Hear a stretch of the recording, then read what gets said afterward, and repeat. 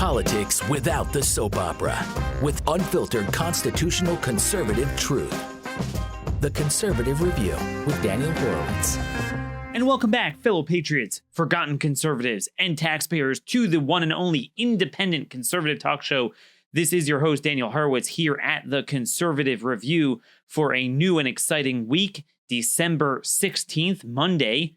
As of tonight, it will be the 246th anniversary of the Boston Tea Party. Boy, do we need a Tea Party in this country. We begin a new week. What happens every time we begin a new week here? Well, for those of us who got into politics to actually make a difference, each week brings with it an enormity of opportunities.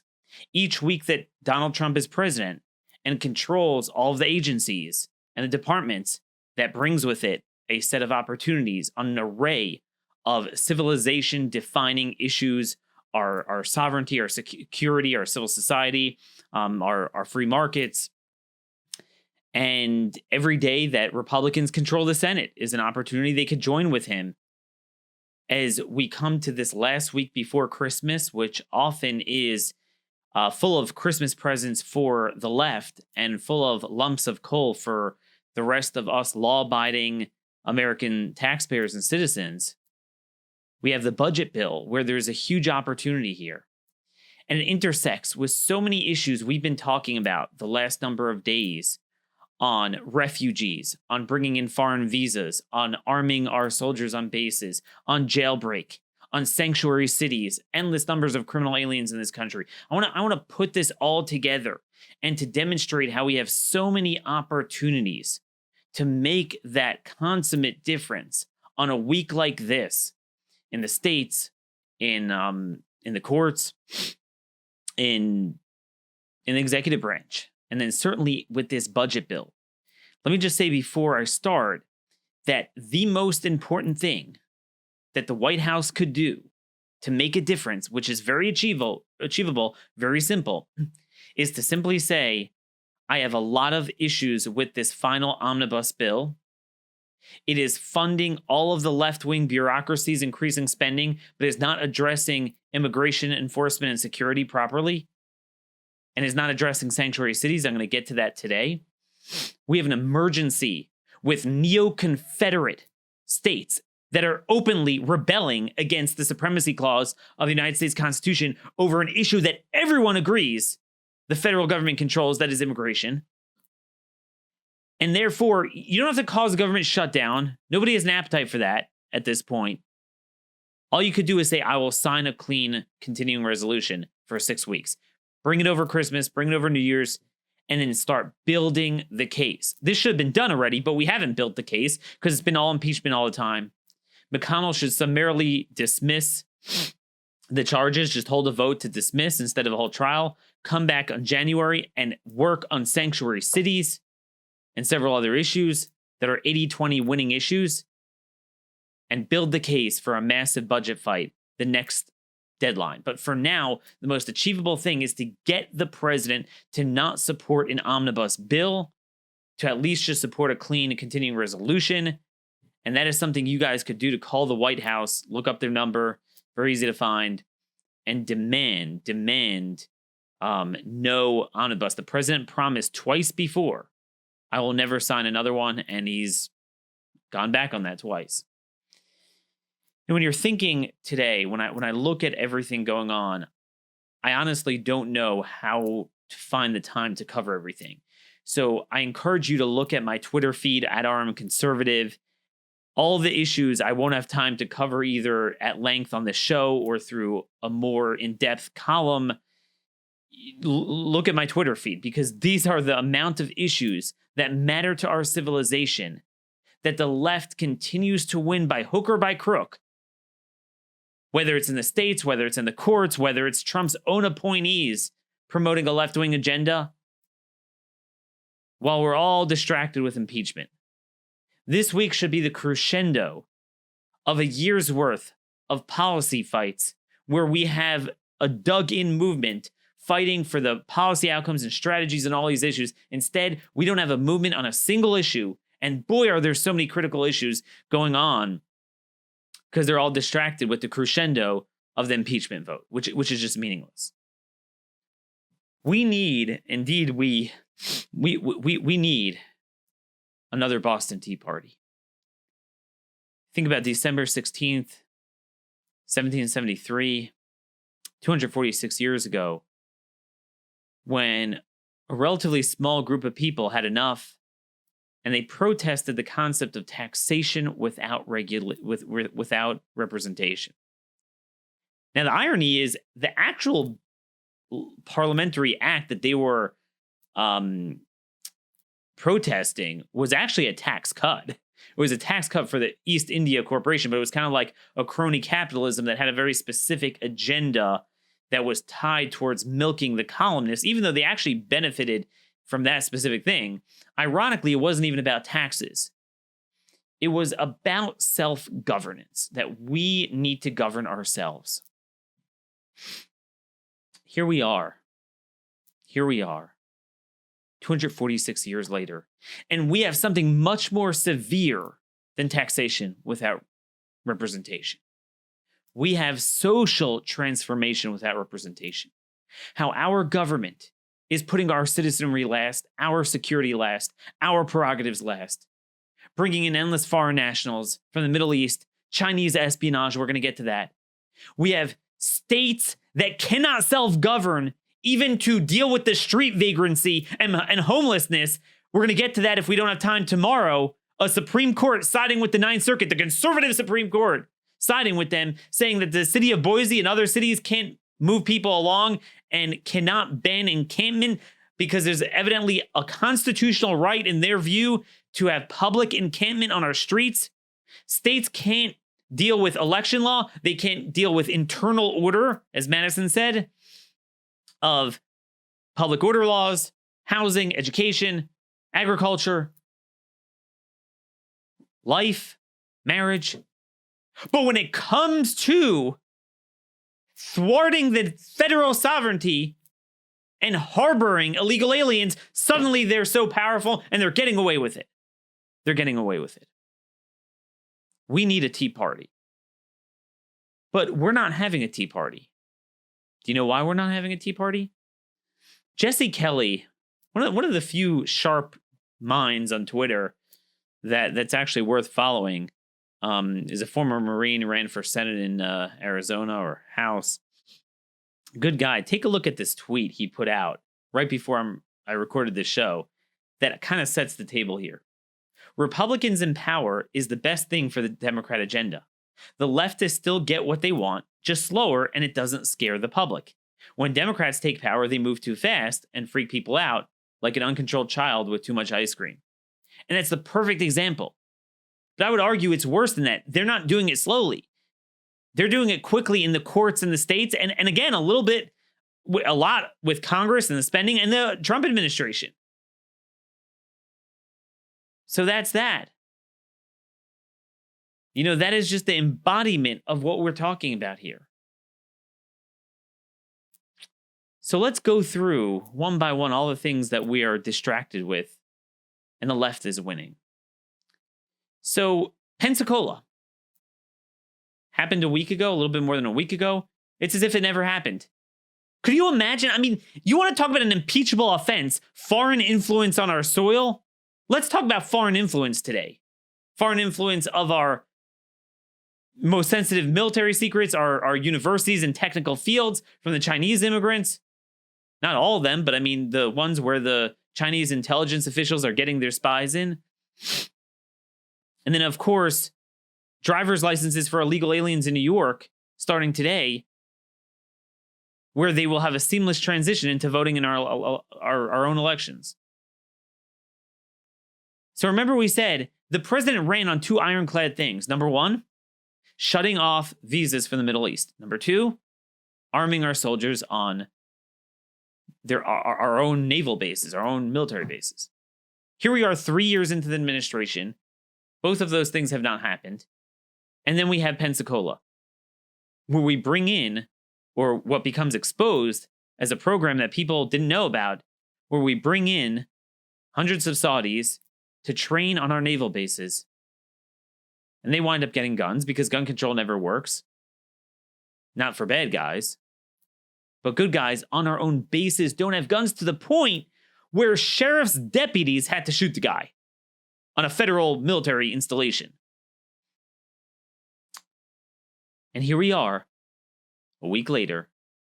Not only is the president not talking about it, not promising to fulfill those promises, take yes for an answer from this Pensacola shooting, we have Secretary of Defense Mark Esper saying we need more of this. We need more of this. On Friday, he gave a speech before the Council on Foreign Relations. If you remember, that's the globalist entity that Trump was supposed to supplant. And here, his own Secretary of Defense, 3 years into this administration, where he had plenty of time to get someone who's better, he promised, I want to increase that, meaning this foreign military training program, by 50% over the next 5 years, according to the Military Times. 50%. He's calling for an increase. This is after Pensacola.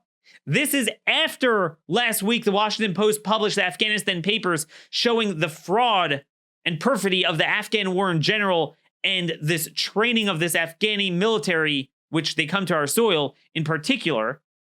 And he says, programs like these help us develop closer relationships with valued partners around the world while also introducing them to America. Yeah, we introduced them to America, all right.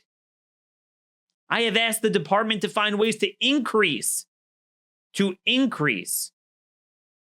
participation. That's the, professional military education program. And as we saw last week on Tuesday at the House Armed Services Committee hearing, Congressman Matt Gaetz, who represents Pensacola, he asked Esper point blank, could you tell me that you are shutting off new applicants from Saudi Arabia? And he says, I can't answer in the affirmative now. I'll get back to you on that. I mean, who needs Trump? I mean, Mark Esper is the type of guy who could easily be Secretary of Defense under Joe Biden. I mean, this is happening now. And these are all things. It's like, oh, the courts or Congress. It's not even the courts or Congress. Trump could do this unilaterally. He could shut it off and he could arm our soldiers at military bases. Dude, if you're going to increase by 50% the number of foreign nationals from the most volatile countries, either enemy governments, or if the government's not an enemy, the people are very volatile and violent. If you're going to do that, can you at least arm our own soldiers when you're bringing in the crap? But no. What did I ask last week? I asked the following question. I posed to you the question that if we are not even properly vetting jihad from those who are going through the most sensitive military training on our bases, what does that say for the 40,000 Saudis a year who come in to study technical fields, often engineering and science, by the way, in civilian universities? What about the 150,000 likely Muslim foreign students we bring in a year, about 150, 170,000 green cards, immigrant visas we bring them in on from these very same countries? What about the 340,000 Chinese students every year who are brought in when we know every day we catch espionage? We know that this is, it's all open source. Google it. It's everywhere. Every country talks about it. It's not just conservatives. CNN has some good articles on it where this is their modus operandi to bring in spies. This is how they are taking our intellectual property. And yet, what happens? Just over the weekend, Friday, in New Mexico, this dude, what's his name? Hassan Al-Qahtani, came in 4 years ago on a F1 visa, student visa from Saudi Arabia. He studied engineering at the University of New Mexico in Albuquerque. He was arrested by the FBI on weapons charges. He was caught with a 9mm Cobra after a tip was sent into the counterterrorism center that this guy was putting together, quote, a list of people who he wants to kill before he leaves the US, and that included some of the professors there at the university, and that he illegally possessed a gun, right? Because being here on a non-immigrant visa, he was prohibited from owning a gun. So they raided his apartment and they found the gun and ammunition. So for now, they've only arrested him on weapons charges. It's not clear what happened with that plot. Is there terrorism involved? But the point is this. We see from al-Shamrani, the Pensacola shooter, that he had a massive paper trail on Twitter retweeting and following these clerics calling for jihad against America. And we brought him in to study and train on a military installation. So how many of the 3 million people we've brought in on immigrant visas, or 2.3 million people we brought in on immigrant visas from the Middle East, how many more of the 1.5, 2 million we brought in on foreign student visas have social media like this, or have violent problems like this? How many caseworkers do we have at USCIS and State Department? I don't know, but not more than a few thousand. How in the world do you vet that? And yet here we are. This is the joke of gun control. This is the joke of gun control. All of the people, including foreign nationals who are banned from owning a gun, they get it. The only thing you could do as a government, you're never going to stop people from getting guns in this era. Not people who want to do harm with them. Law-abiding citizens won't get them if you ban them from getting them. But the job of government is threefold vis-a-vis this issue. Keep domestic bad guys behind bars. Keep foreign bad guys out of the country. And keep guns in the hands of good guys. Our government, even under Trump, under this administration, is failing on all three accounts. We have more and more gun control. We have more and more foreign nationals being brought in that are a danger to this country. And more people being let out of jail, including the bill that Trump himself signed, the First Step Act. You want to talk about an impeachable offense? This administration's response to Pensacola, there's your foreign influence. I'm sorry. I mean, what am I supposed to do here? Lie to you? And it's worse than that. What also happened over the weekend, this evidently happened a few months ago, but the New York Times broke the news on Sunday.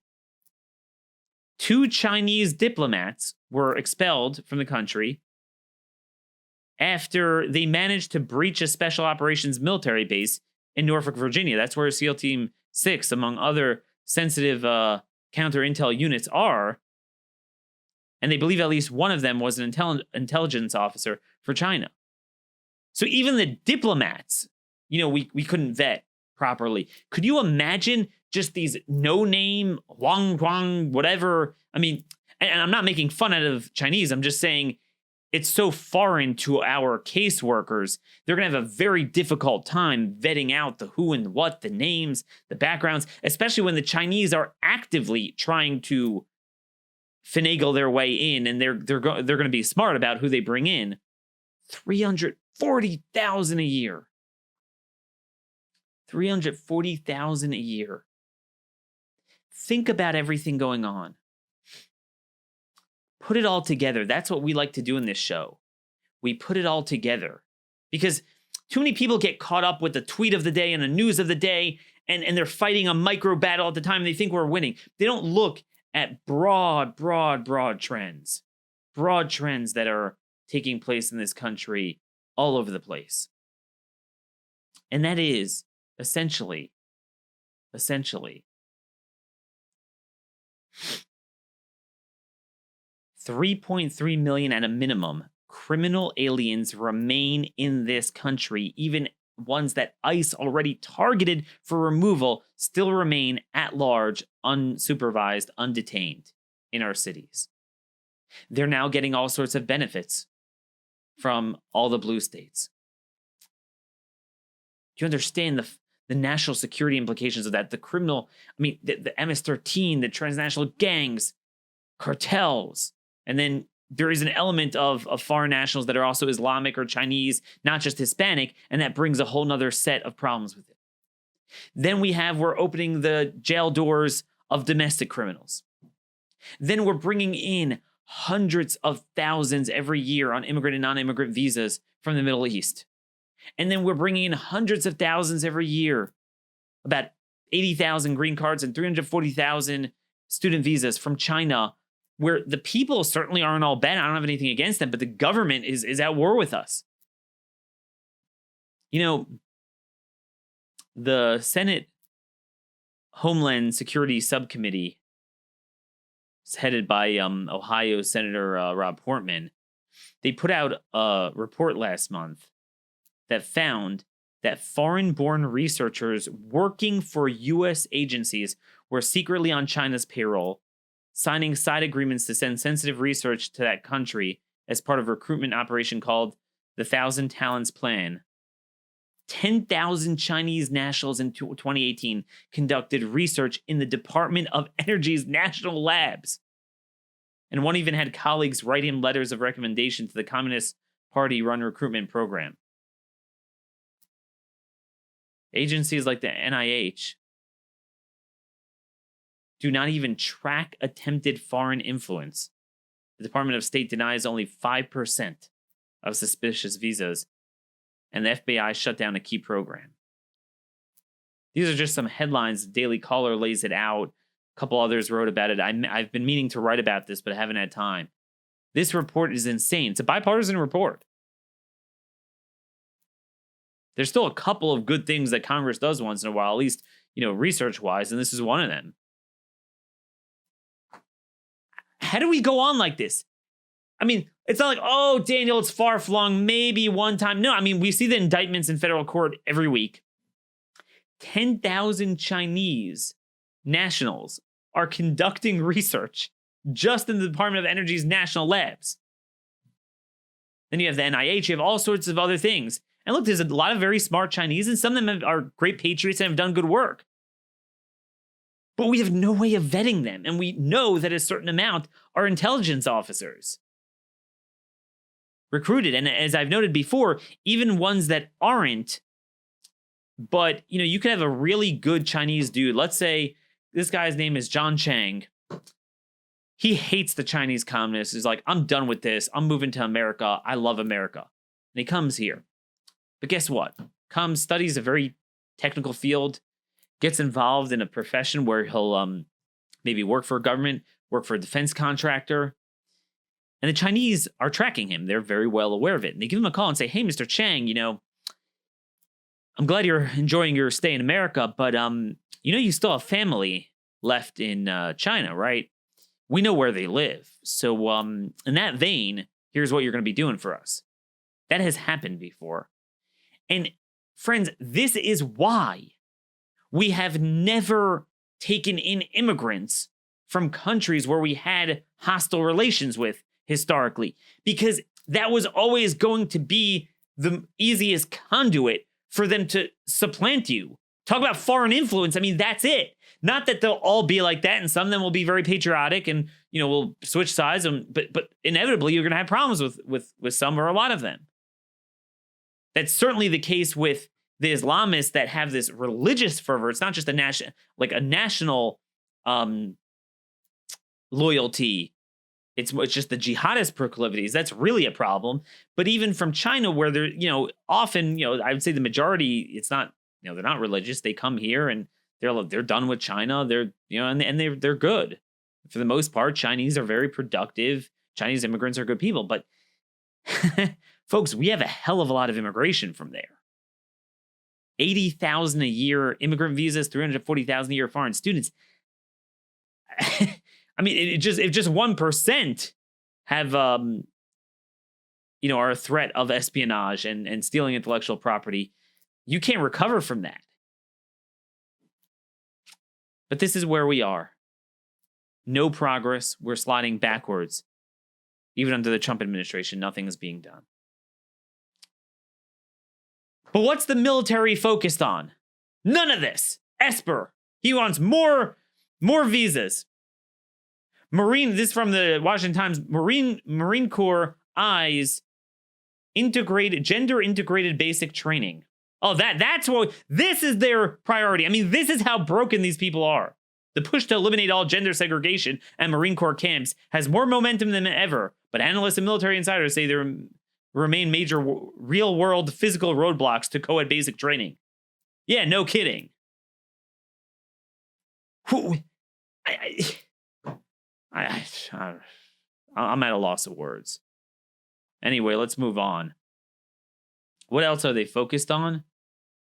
At the Army-Navy football game, they're claiming that they saw on camera some of the military attendees made what they believe is the white power sign. It's something like this. I never heard of it before. It's a white power sign, and they're investigating it. So they're on the case. Pensacola didn't happen. No shutting off Saudi visas. No arming our military. No refocusing our mission from Afghanistan in light of all the corruption that came out. No dealing with the border, dealing with the cartels, dealing with the Chinese espionage. Social engineering, transgenderism, co-ed this, co-ed that, female this, female that. Women Navy SEAL this. And, there's racism in the military. Again, it's not that Trump directly caused this, but it's continuing and getting worse under him. We're not winning. This is a continuation of Friday's blockbuster show, but I mean, it needs to be said. Where is our Tea Party? Where is our Tea Party? So that's that. We have all these cases here, but let's move on. Let's move on. I want to show you a video here posted by a New York One reporter on Twitter showing an endless line at the DMV in New York of illegals signing up to get a driver's license. New York announced, they passed this a little while ago, but it's enacted today, where they are allowing all illegal aliens, irrespective of their criminal history, to get a driver's license. And then they bar state and county officials from cooperating with ICE and CBP, sharing any data, which they do all the time. And tipping off, requiring that if ICE pings any record, the illegals get tipped off that ICE is looking for them. This, my friends, is a state in rebellion. 8 U.S.C. 1324 bars any state from encouraging, inducing illegal immigration, shielding from detection. 1373 bars them from prohibiting the transfer of information back and forth from federal immigration officials and state and local law enforcement or governmental employees. You have the 1986 immigration law, which prohibits the employment of illegal aliens. That was the term of agreement for amnesty, barring future employment. And they openly said that this driver's license law is so that they can go to work. It is 100% null and void. Yet somehow, suddenly, states are so strong. They're crushed on all the internal order powers that Madison said they have. But when it comes to external order, remember, this of all issues is external. It belongs to the whole of the union. Someone who trespasses America, they have to traverse the federal sovereignty of the whole of the union before they come to New York. So New York has no right to say, hey, I'm going to harbor these people because you're also violating federal sovereignty. Friends, this is as old as our founding. I say this all the time. Madison and many others said that one of the clear defects that they called in the Articles of Confederation was that one state was able to bring people in on looser conditions, and then they're free to go anywhere they want. And we see that because once you have a driver's license, then you're free to drive anywhere. We have reciprocity, and you can move anywhere you want. You have no right to do that as a state. And the federal government needs to come in, and if it requires bringing in the National Guard, they should bring the National Guard. But there's other things they can do first. But I first want to just say, this law invites them to come in and bring in for identification purposes foreign documents. This is the first time I believe this has ever been done. There's no requirement to even show any domestic identification. Like not even like a college thing. Consular cards, foreign birth certificates, any foreign document is accepted. So it's not just for immigration, it's for terrorism, it's for other security issues. The reason why states honor each other's driver's licenses is because there's federal standards from the Real ID Act. And they know that there's going to be a certain minimum. Here, I mean, they could come to New York and get anything they want and then go anywhere. They have no right to do this. I don't want to hear this nonsense, oh, state powers. We're not for states' rights. First of all, it's individual rights. We're for the proper role of each one. But what's a state issue has been given to the feds. What's a fed issue has been given to the states.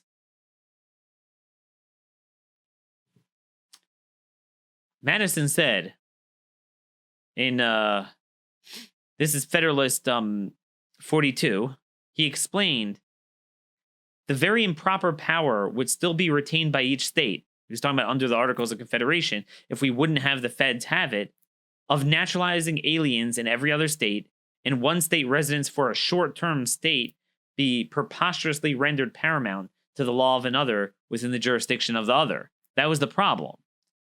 Because states controlled, but it was still a federal union called America that once you come to one, you can come to the other.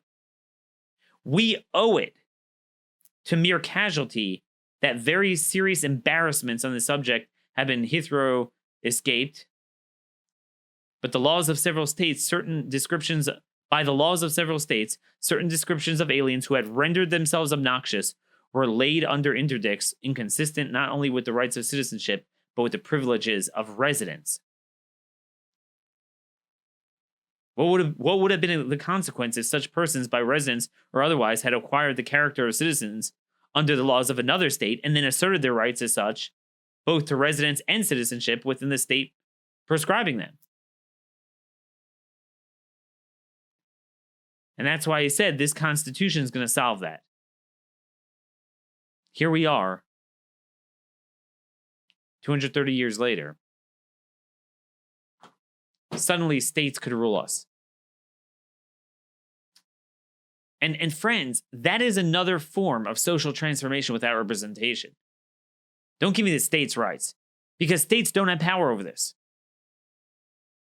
But the Trump administration is like, oh, what can I do? What can I do? I want you guys to think about this thought for a moment. Very profound thought. Democrats wanted power because they wanted amnesty for illegals. Trump promised not only to not give amnesty, not only to abolish Obama's amnesties on day one, which to this day he has not done. DACA is still alive. But he promised to start removing these aliens, at least the 3.3 million criminal aliens on the current docket. But then we had sanctuary states rise, doubled over on his watch, where basically almost any place where you have a meaningful number of illegal aliens, there's a sanctuary. In other words, roughly 80% of illegal aliens live in some degree of a sanctuary state or city. So, my friends, we have amnesty. We have de facto amnesty under Trump. I know it's not his fault, but states are doing it. In other words, the left still wins. If they can't do it in Congress, they do it in the states. If they can't do it there, they do it in the courts. And they'll conflict each other in each one. What's a state power? You know, the states are so strong when it comes to immigration, but they're weak when it comes to other things. In other words, Republican states, they'll get the courts to veto what they do. Democrat states, the courts will never veto. The courts actually threw out the lawsuit against their driver's license bill. And they get what they want. But for the Trump administration just to say, oh, there's nothing I can do, it's a sanctuary, that's nonsense. We have a budget bill right now. The president should refuse to sign the budget bill that's funding this. How could you give the state of New York highway funding when they are putting the most dangerous, most prone population to drunk driving out on the roads in large numbers, not just in New York, they can go to any state now. They should not get transportation funding. Should be cut off. That's how to get them. That's number one. Number two, DOJ should send out a letter to every county DMV and say, if you follow through with this and you refuse to cooperate with us on information, you are in violation of 8 U.S.C. 1373 and 1324. You will be subject to prosecution. That's a way to force internal strife. And number three, Republican states like Florida, where they have full control, they should pass a law refusing to recognize New York driver's licenses until this is rescinded. It's that simple. But we don't fight. We don't push. Just like we're not pushing with refugee resettlement, as one Republican county after another, one Republican state after another is agreeing to refugee resettlement.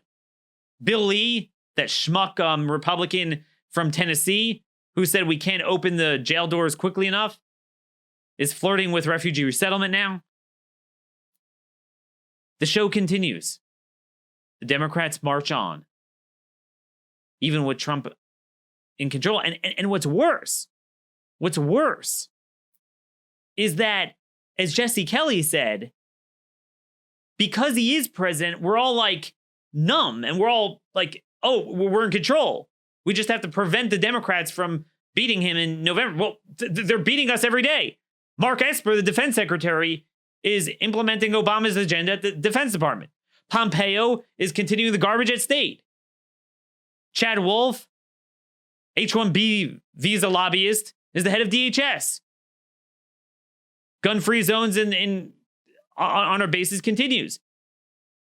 Mass Chinese espionage migration and mass Middle East migration continues. But the sanctuary city issue is getting worse. I mean, they should call out the National Guard. You can't do that. People forget,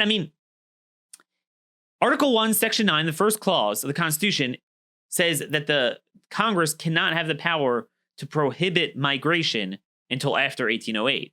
And the reason was because migration meant the slave trade, basically, even if the term itself didn't mean, but it was coming from that, the slave trade. So it was a very sensitive issue. That was the deal they struck. But after 1808, implicit in that is that Congress has full control over it. So Congress exercised that constitutionally given power.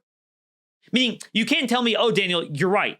Federal law says this, but the law is unconstitutional. You can't, states don't have that power. Article 1, Section 9, they have the power over migration. A lot of people want to say, oh, Article 1, Section 8 just has the power over naturalization, but not migration. Not true. That's Article 1, Section 9. Anytime after 1808, they can exercise that power, and they exercised it over time, fully beginning in 1875 and 1882, and that's it. So if the federal government comes in there and bars people from entering and says they must be removed and they cannot be shielded or harbored, and a state says, no, we're going to shield and harbor them, we want them, we're going to bring them in. That's like a state saying, that's like South Carolina seceding from the Union. They cannot do that. They cannot do that. It's funny, Trump is accused of being a dictator, but he can't even be a president, like George Washington with the Whiskey Rebellion. Forget about being a king. This guy wouldn't know how to be a dictator if he knew it. That's where we are. So much going on in this country. So much danger. Can you imagine this is going on at the same time where New York is also abolishing bail? So all these people caught on the roads, drunk driving, that will now have access to drive, boom, let go with a citation. Even if they kill someone. Vehicular manslaughter through drunk driving. They'll be released immediately. So even if ICE wanted to get them, they wouldn't have time before they're released. That's how jailbreak and sanctuaries mix together. But we have Republicans promoting this. Where is the equal and opposing force on a single issue? Where is it? Because I can't find it. By the way, I'm just looking here. More stuff going on here. Speaking of New York's jailbreak law, this is from fingerlakes.com. Sheriff Kevin Henderson says a 24-year-old Clifton Springs man at the center of a FBI investigation has been released after being charged with promoting an obscene sexual performance by a child. Christopher Cole, 24, of Clifton Springs, was arrested at the conclusion of an investigation by the FBI Child Exploitation Human Trafficking Task Force, which consists of a member of the Ontario County Sheriff's Office. Henderson says the task force investigation revealed that on April 8th, Cole was a member of a private group on the chat application KIK at which time he shared a nude photo of a female child between the ages of 10 and 12. Search warrant was executed at his home and multiple devices were seized. Henderson says that Cole was processed and released to appear at a later date. The sheriff said in a press release that the charge filed against Cole is not a qualifying offense to set bail. He said that with the New York's effective date on bail reform so close, prosecutors are following the procedures of the new guidelines. It doesn't apply till January 1st, but they're doing it already. So even a child sex offender is let out without having to post any bail. You look at when the left controls a state, okay, New York, California, Maryland, they do everything they can on every fiscal, social, and security criminal issue to accomplish what they want, and then some, including when it's downright illegal to do it, they'll do it anyway. But you look at Republicans controlling Republican states, and it's Bill Lee from Tennessee, we can't empty the jails fast enough. Refugee resettlement. And then from the federal government, nothing. States are not allowed to grant benefits to illegal aliens. You know, Harvard-Harris poll showed 72% of the country, including 76% of suburban voters, oppose granting driver's licenses to illegal aliens. How hard is it to have a budget battle on this? I guess it's pretty hard. A lot more we left on the table. This week is going to be pretty busy, but again, the big thing is at least sign a CR. Don't relinquish the budget for an entire year until the election. At least have this as a looming deadline that if something really big breaks out on any of these aforementioned issues that the public is clamoring for, you have a budget deadline that now you could force the issue and say, this is what the public wants. We are funding border security. We're not funding sanctuary cities. We'll see what happens with that. But look at the number of issues that we can engage on, that we need a movement on. I barely scraped the surface. I'm just one person. Where's the movement? Let me leave you with this. So there's this New Jersey congressman from, what is it, like South Central New Jersey, Ocean County, New Jersey, that is supposedly going to switch from Democrat to Republican, Jeff Van Drew. And he's going to switch his party affiliation because he opposes impeachment. Kevin McCarthy, the House Republican leader, has already embraced him and says, you'll have our full backing as the Republican nominee. And Democrats are already attacking him. Everyone's championing. Everyone on our side is so happy. Look, a Democrat switched parties over impeachment.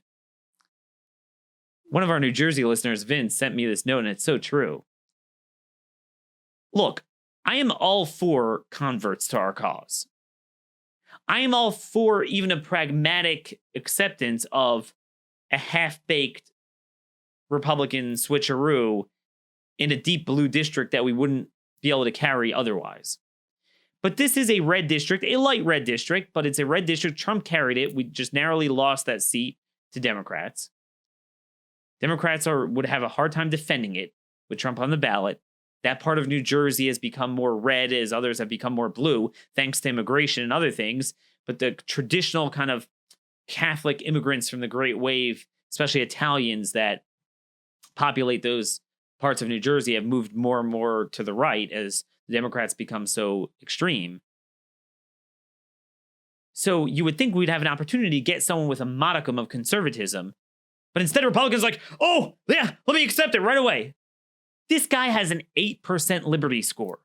Typically, when you've had party changes, there's been a couple of issues of substance that they've dissented from their party on. This guy is pro-illegals. He's pro-every. There's not a single issue, not one, where he voted conservative on. Not one. It's just impeachment. But that's emblematic of everything.